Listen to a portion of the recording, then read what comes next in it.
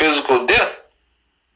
Okay? But our people, all right, are married to this place, and see that C-hip is going to be the consummation to this marriage, man. Okay? And that's going to be the ultimate sign of betrayal. As an Israelite, getting the C-hip is going to be the ultimate sign of betrayal to Yahweh Shema Shah, because you're disregarding the promises, okay, of Yahweh Shema Shah, which is likened unto what? Our husband, man. Okay? When you go here, because this brothers going to camp is like what? Being to what? The marriage. Okay? A lot of our people refuse to be joined unto Yahweh Shema Shah, because marriage just goes into a joining, a union. Okay? Our people refuse to be in union with Yahweh Shema Shah. Alright? But they run to the union of the beast, man. A lot of them are going to run and line up for the union of the beast, just like they do to go vote, just like they're going to do with, just like they did with the Jews, man. Okay, this is Jeremiah 30, not Jeremiah 3. Get that book of Jeremiah chapter 3.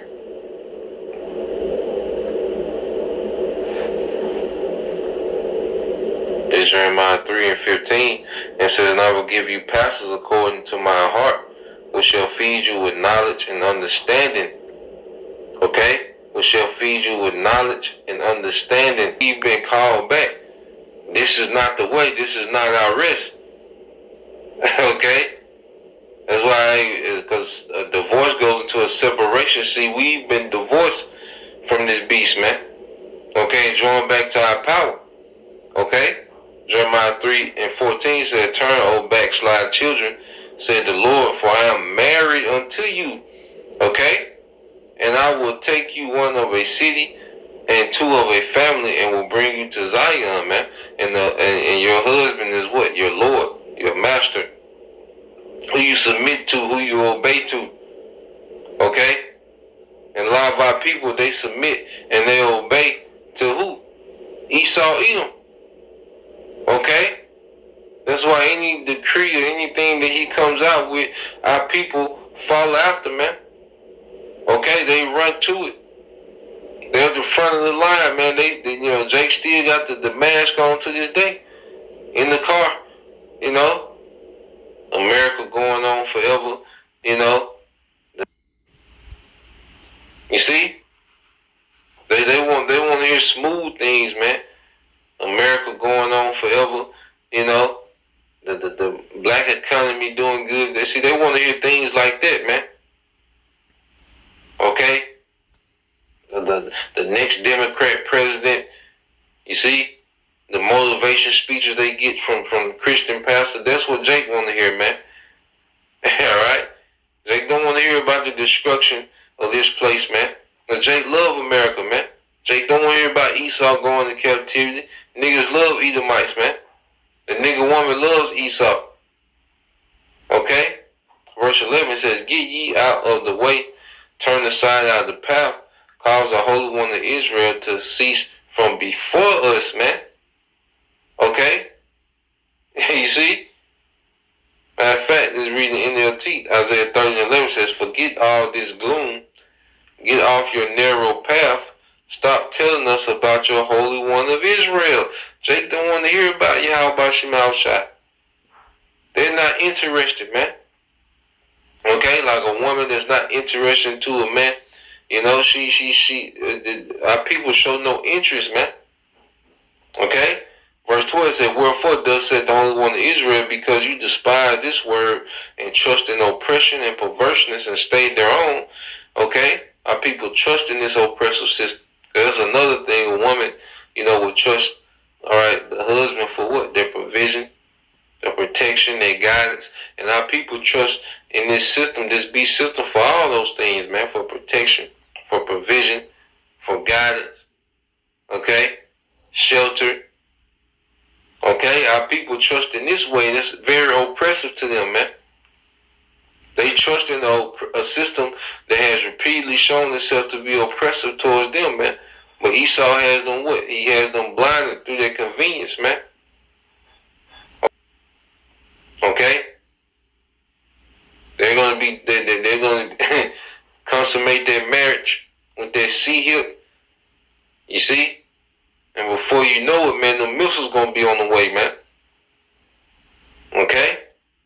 And they're gonna take their sea hip. Why? Because they trust oppression. They trust Esau as a woman would trust her husband, man.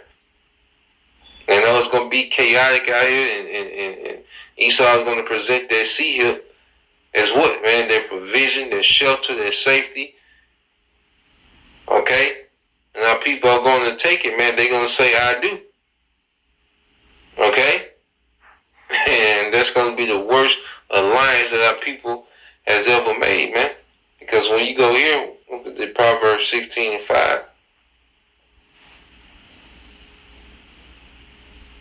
Woman, takes on the characteristics of her husband.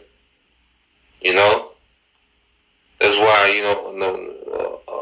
especially during the act of sex, man.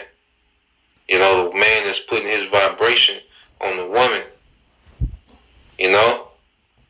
The man is pretty much influencing that woman, man.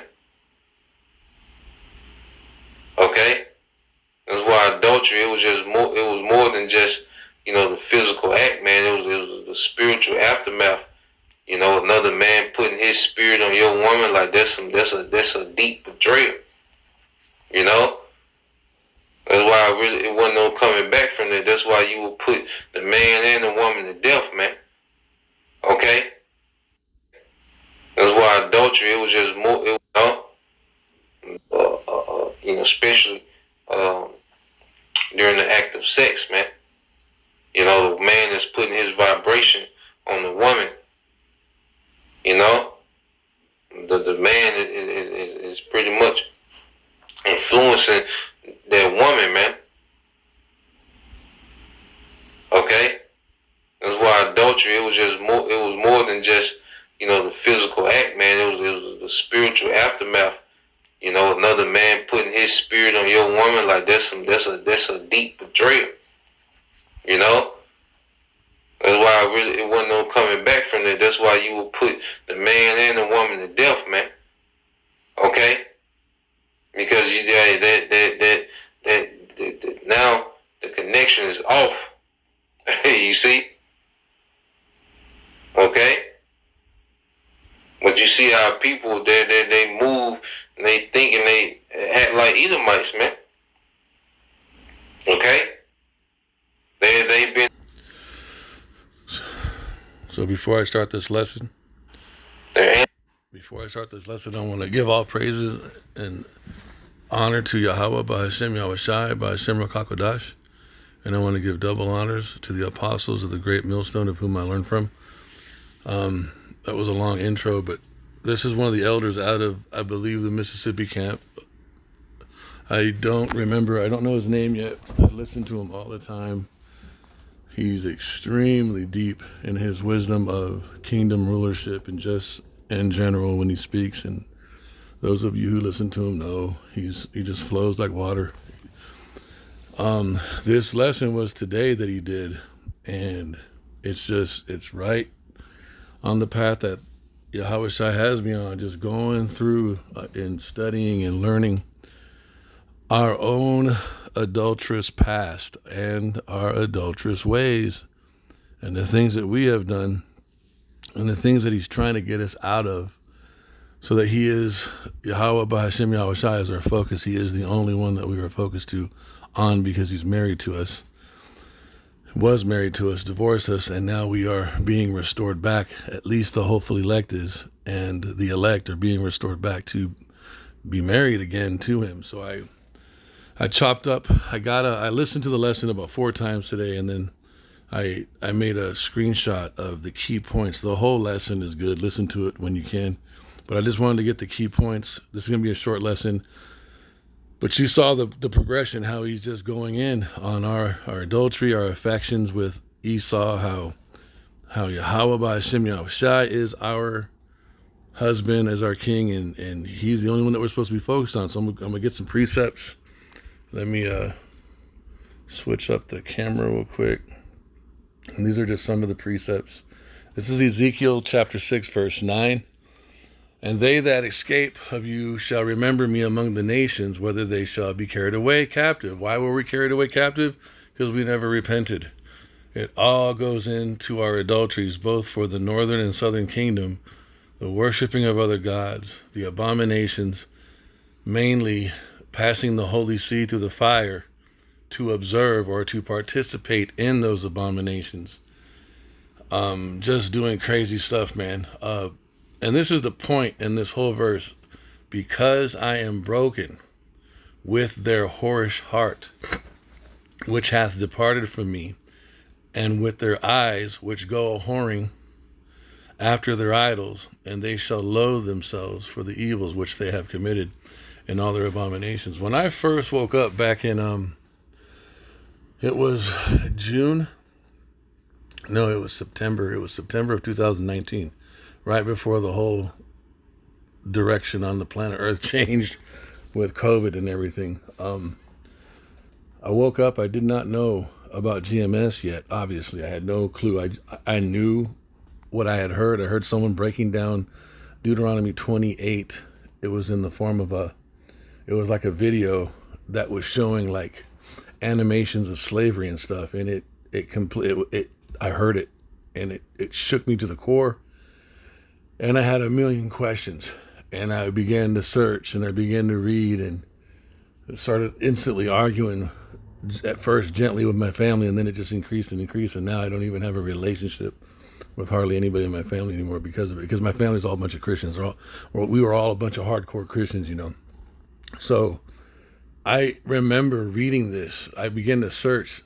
The first thing I did is I went back in the Old Testament, and I read, and I counted every time an Israelite king committed adultery or worshiped another god.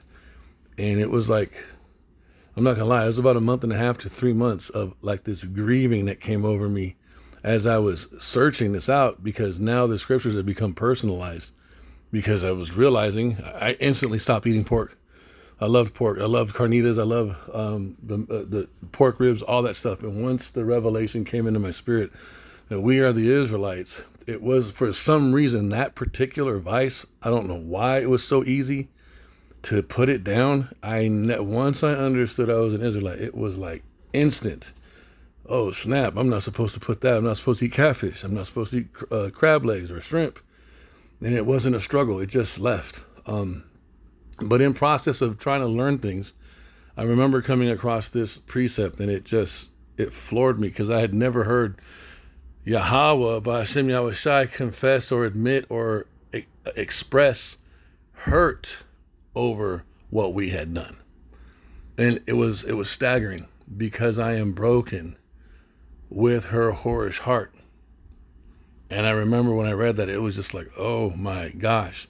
But I still didn't know a lot of stuff. I still needed to be taught. I still needed to be led. And it was about a year of just listening to everybody, trying to figure out what's going on, and being upset. I remember listening to IUIC, and for some reason there was something missing. I was listening to GOCC for a while, and I didn't realize that they were so similar to Christianity. They taught all the crazy things that Christianity teaches, you know, with the fallen angels and all that kind of stuff. But they were Israelites. So I would listen to them for a while, but still there was something missing. I didn't know what it was. Started listening to Sakari. Couldn't get all the way into them for some reason. Didn't know what it was. And then I left listening to them, and then some other groups came up, and then I started listening to the Sakari again, and then I liked Sakari right around the same time Elder Manat the Zatba came into my YouTube. And then I started listening to Elder Yasharamba, but I still didn't understand or grasp the intensity of the history of GMS. So I'm listening to Sakari, and I'm listening to GMS. I can't find where GMS is at, but I can find where Sakari is at. And long story short, hung out with Sakari for a little bit. They did what they did with the Passover, began to listen to more and more of GMS. And then I realized GMS has the truth, the 100% truth. And then I emotionally and mentally shifted over to GMS, and then I began to pray. I began to cry out to Yahushua, how can I meet someone from GMS? How can I meet somebody? Please, please. And literally about a month after that prayer, I was listening to a Thursday night camp, and the elder, Tazawan, I believe he's one of the heads of the younger head, very, very eloquent speaker. He wears the purple, I believe it's like purple and yellow garment. He was at a Thursday night camp, and he was speaking, and an Ephraimite, Jake, walked by and they began to talk, and he gave the address or the location to the main camp. And I remember instantly when I saw that, I was like, the water Yahushai. That's how I knew I would be at camp that weekend. Anyways, so now I'm learning how to give lessons, and I'm starting to grow in this and take order and take direction. But this was one of the first precepts, and so now I'm understanding more and more of this. Here's another precept. For jealousy is the rage of a man, therefore he will not spare in the day of vengeance. This, I'm beginning to believe, this is more and more talking about Yahweh Bahashem Yahweh Shai and Yashar Allah.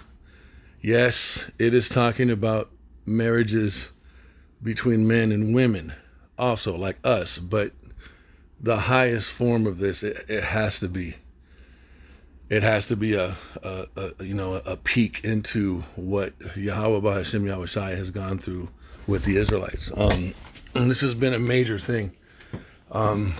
We've spent more years in punishment and in captivity and in transgression than we have yet to experience in a healthy relationship with our power. If you think about it, like, we have literally been married to Yahweh Bahashem Yahweh Shai and have not even experienced, for a lack of better words, the honeymoon or the marriage bed or just the relationship between a covenanted married couple, because of all of this craziness that he has sovereignly allowed for us to perform. I mean, he gave us his law. He's given us the prophets. He's given us, and we have these key moments in the past where an elect person will do amazing things, and it's recorded, and we can learn from that.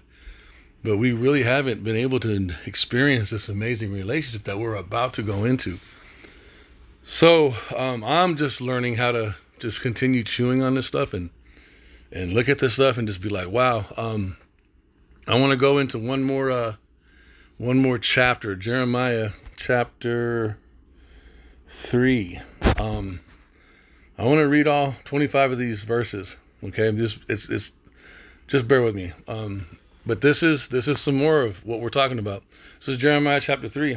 They say, if a man put away his wife, and she go from him and become another man's, shall he return unto her again? Shall not that land be greatly polluted? But thou hast played the harlot with many lovers, yet return again to me, saith Yahweh. Okay, so, before we understood things on the biological or cellular level, what does this pollution mean? Okay, go back to the laws. When a man lays down with his wife, any type of issue of blood or semen, instantly afterwards was considered ceremonially unclean. Not sinful, just unclean, because we are a holy nation. So the law says we were to wash ourselves with water, wash the bed, and then we would be considered unclean until that evening. These are things that are completely foreign to us as American-minded, American Babylonian type people, where you just learn the whole, you want to lose your virginity, have sex, all that kind of stuff. I apologize, I don't mean to be so graphic, but I'm trying to paint a picture of how far we are from the understanding of all this. And now that we understand on a cellular, biological level, when a man lays down with his wife, that's how the marriage covenant is consummated. When he releases or ejaculates into her, his seed, which is his DNA, goes into her body. Where does it go? It's looking for the egg. whether it finds the egg or not, where does the rest of it go? This DNA absorbs into her body. It absorbs into her body. It then circulates through her bloodstream, and the DNA particles of his seed collect on her brain tissue or within her brain tissue. This is the whole mystery of what takes place between a man and a woman. This is him writing his name on her. And now that we understand that, we can then take that understanding and then go into the precepts and the prophecies of the promise of the new covenant, which is what? It's purchased by blood. It could only be purchased by the blood of Yahushua, the firstborn. There goes your tokens of, that's a symbol of the tokens of the blood when we get circumcised and when a woman loses her virginity. Okay, that's what links or qualifies or solidifies the covenant. And then what does Yahweh do? He has the new bodies. He's got the new bodies, the everlasting tabernacles mentioned in 2nd Ezra's, reserved. They're already there, reserved for us with what? His name, his law, which is what? His laws, statutes, and commandments are his word. And what is his word? It's incorruptible seed. And that is written into those new bodies. It's also going to be written into our minds.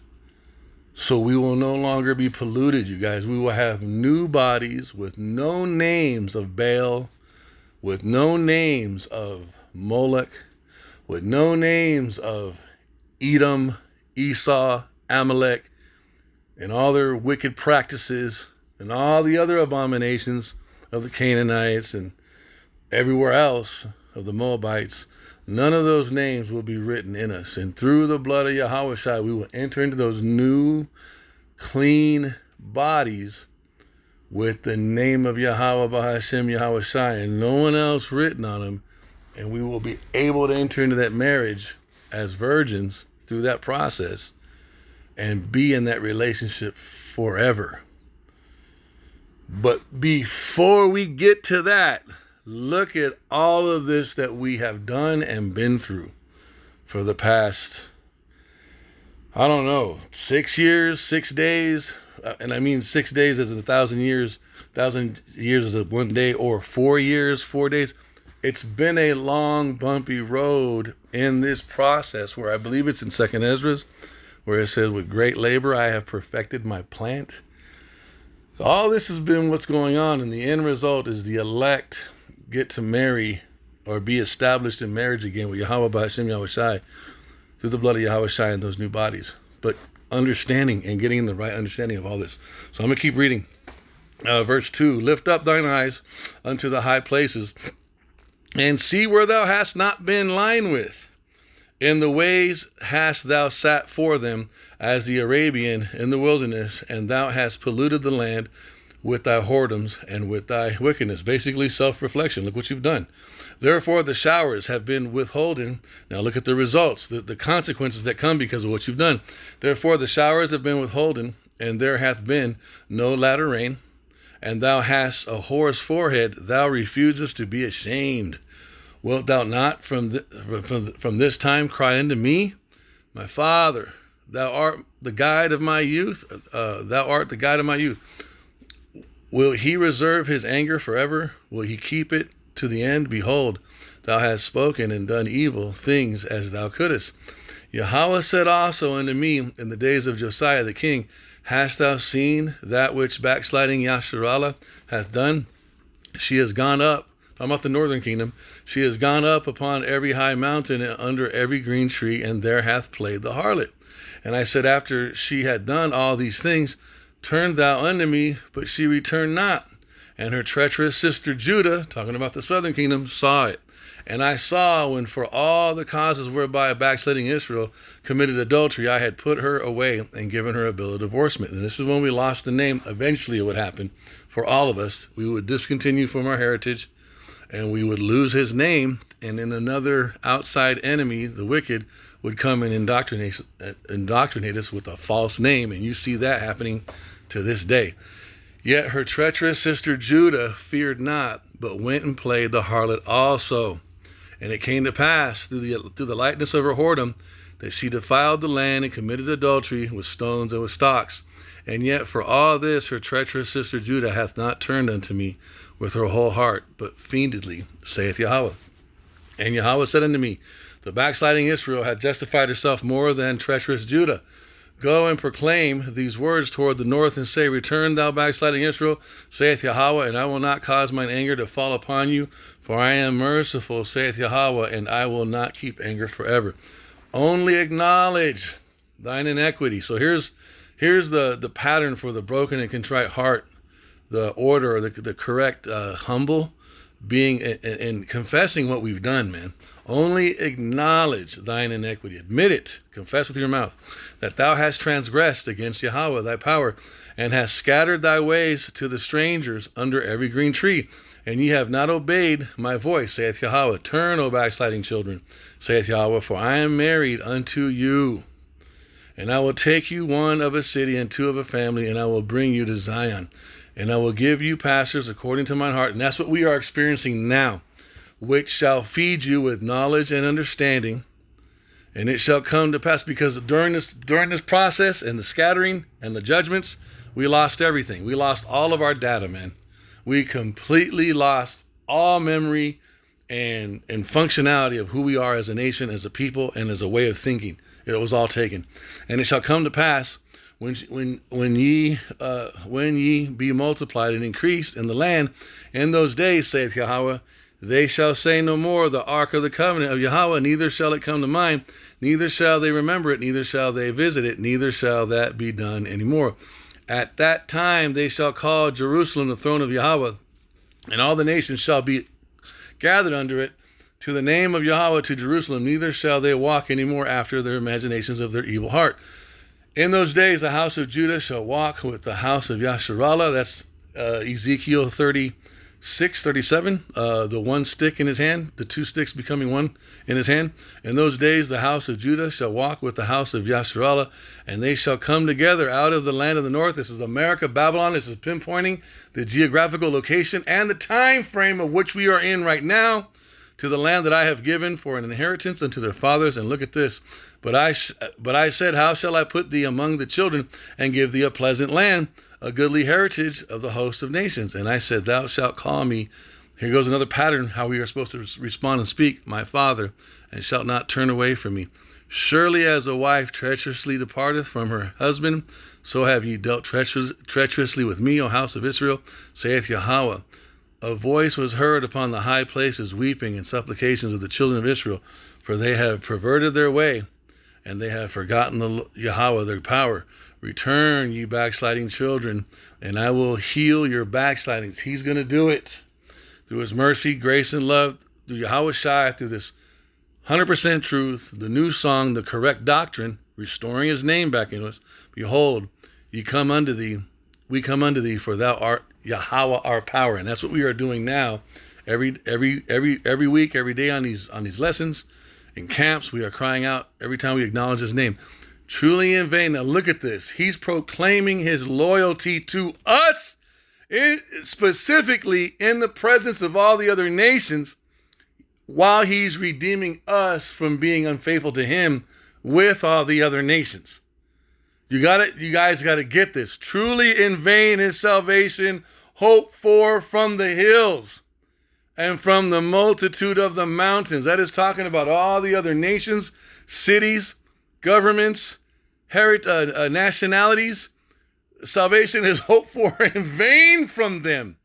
Yet, wasn't it us who went to them in all these adulteries, learning the ways of the heathen, worshiping their abominations, right? Look at this, man. Look at the weight. Verse 23 is spoken at the bottom of all the weight of everything that was just previously said, man. This is the power that we serve. No one in the world, no nation has shown Israel any type of friendship, any type of love, any type of respect, any type of humanity, you guys. We don't have any friends on this planet. We don't.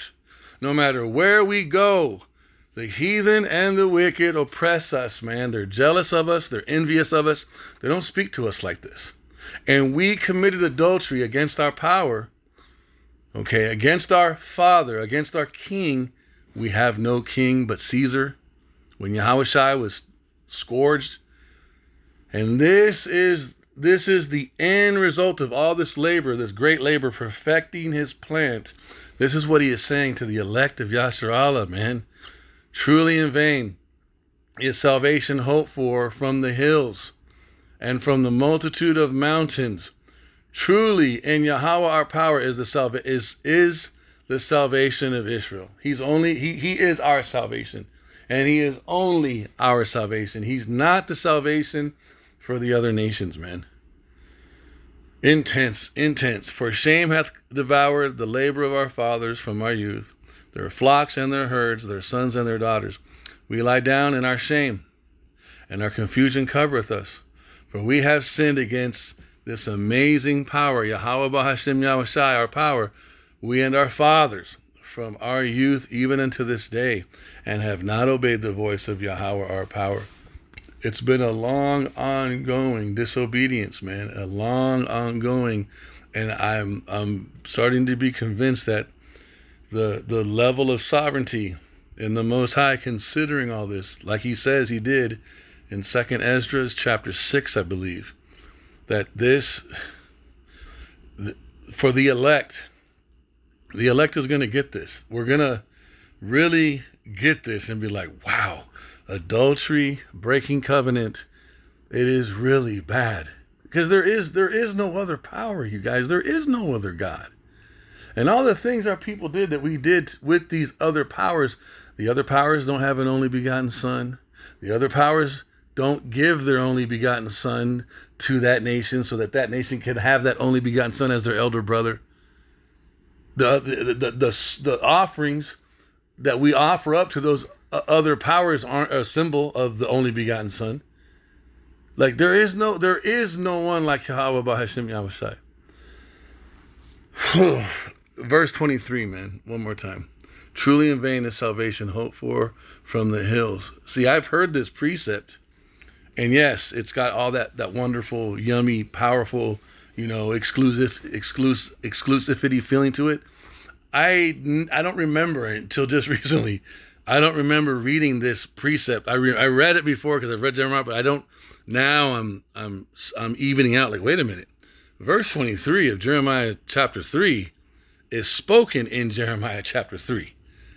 This is spoken in a whole bunch of lines of him dealing with our adultery, man. And then at the same time, him declaring his faithfulness specifically to us. I don't know anybody. I don't know another power. There is no other power. A man of war, Allah Shaja, Yahweh of hosts. The right and the left hand obey everything he says. I don't know anyone of that stature that could speak or write or accomplish Jeremiah chapter 3, verse 23. In the line of the entire chapter 2. Like, this is intense, man.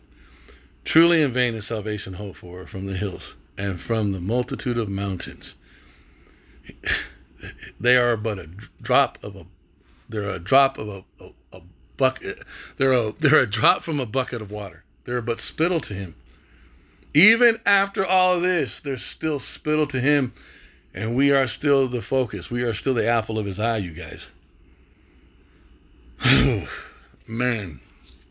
And so the correct response is, we lie down. Verse 25. We lie down in our shame, and our confusion covereth us. For we have sinned against Yahweh Bahashem Yahushai, our power, we and our fathers, from our youth even unto this day, and have not obeyed the voice of Yahweh Bahashem Yahushai, our power. I hope this lesson was edifying. I want to give all glory and honor to Yahweh Bahashem Yahushai, Bahashem Rakakadash, and double honors to the elders and apostles of the great millstone, whom I learned from. Shalom.